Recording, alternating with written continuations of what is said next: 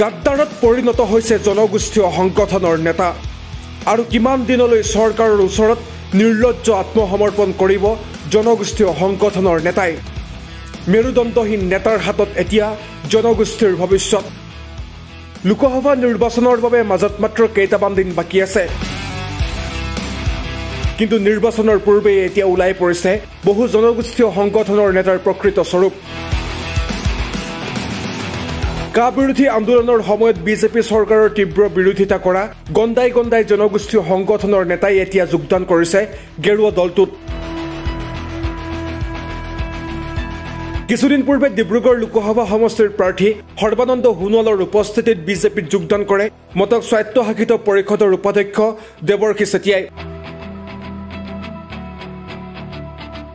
উল্লেখ্য যে কা আন্দোলনৰ সময়ত সদৌ অসম মটক যুৱ ছাত্ৰ সন্মিলনৰ নেতা হিচাপে ৰাইজক সন্মুখৰ পৰা নেতৃত্ব দিয়াৰ লগতে জাতিধ্বংসী আইনখনৰ তীব্ৰ বিৰোধিতা কৰিছিল এইগৰাকী দেৱৰ্ষী চেতিয়াই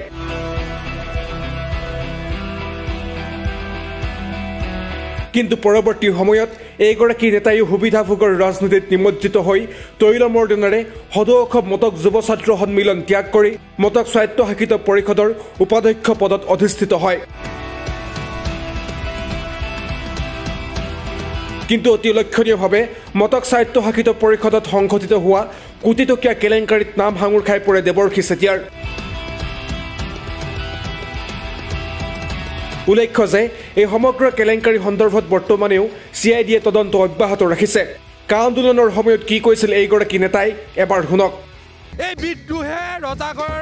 যি অন্যায়ভাৱে আমাৰ ওপৰত কা জাপি দিছে সেই কা আমি ওপৰাই তেওঁলোকৰ শাসন ওপৰাই দিবলৈ আমি সক্ষম হ'ম আৰু তেওঁলোকক স্পষ্টকৈ জনাইছোঁ আমি সৰ্বানন্দ সোণোৱালক স্পষ্ট ভাষাৰে অসমীয়া জাতি আমি বচাবৰ কাৰণে তেওঁক মুখ্যমন্ত্ৰী পাতিছিলোঁ অসমীয়া জাতি নিশেষ কৰিবৰ কাৰণে নহয় কা আন্দোলন কৰি পৰৱৰ্তী সময়ত নিজৰ ব্যক্তিগত স্বাৰ্থৰ বাবে পাভলতি মৰা আৰু স্বায়ত্তশাসিত পৰিষদৰ কেলেংকাৰীৰে নাম সাঙুৰ খোৱা সন্দৰ্ভত চাফাই দিলে দেৱৰ্ষী চেতিয়াই কাখন বৰ্তমান সন্মানীয় উচ্চতম ন্যায়ালয়ত বিচাৰাধীন প্ৰক্ৰিয়াত আছে এই বিষয়ে মই একো নকওঁ মোৰ এটা স্পষ্ট কথা মই কা আন্দোলনৰ নেতা নহয় মই মটক জনগোষ্ঠীটোৰ কাৰণে সুদীৰ্ঘ 19 বছৰ কাম কৰিছোঁ আৰু যিমান দিন পাৰোঁ মটক জনগোষ্ঠীৰ উত্তৰণ আৰু বিকাশৰ কাৰণে মই কাম কৰি যাবলৈ বদ্ধপৰিকৰ সদায় ৰাইজৰ লগত আছোঁ ৰাইজৰ লগত থাকিম আৰু নমৰালৈকে থাকিম এটা লাই ডিটেক্টৰ বুলি মেচিন পোৱা যায় আপোনালোকে সাংবাদিকসকল থাকিব সেই যোনখন পেপাৰে নিউজটো লিখিছে তেওঁলোককো মাতিম আৰু ৰাজহুৱাকৈ লাই ডিটেক্টৰত টেষ্ট কৰিব কি হৈছিল আচলতে আজি মোৰ নেতৃত্বত প্ৰায় 40 গৰাকী বিভিন্ন পৰ্যায়ৰ নেতৃত্বই আহি পিনে মোৰ লগত জইন কৰিছে আৰু অহাকালিলৈ বৰুৱাহোলা অঞ্চলত প্ৰায় 202 শতাধিক ৰাইজে মোৰ লগত যোগদান কৰিব বিগত সময়ত অসমত কা আন্দোলন হৈছিলে কা আন্দোলনক কাৰোবাক মন্ত্ৰী কাৰোবাক MP